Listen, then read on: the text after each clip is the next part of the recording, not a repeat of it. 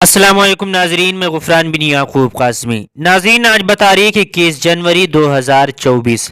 سندھ نے ہفتے کو کہا ہے کہ پاکستان کے مفتی اعظم مفتی تقی عثمانی پر حملے میں ملوث دشمن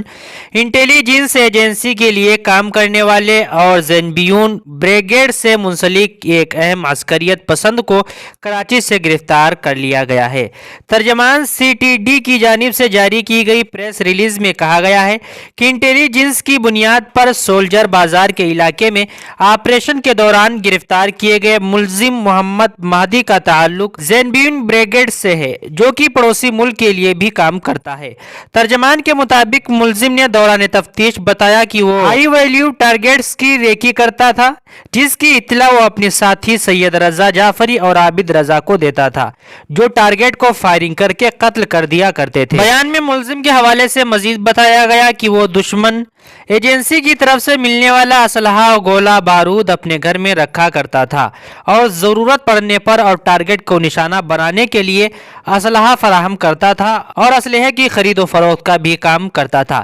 پریس ریلیز کے مطابق ملزم نے مزید بتایا کہ اس کے ساتھی سید رضا جعفری اور عابد رضا مفتی تقی عثمانی پر حملہ کرنے میں بھی ملوث تھے۔ سی ٹی ڈی کا مزید کہنا تھا کہ ملزم کے قبضے سے ایک پستول اور 6 گولیاں بھی برآمد کی گئی ہیں۔ ملزم سے تفتیش جاری ہے اور مزید انکشافات متوقع ہے۔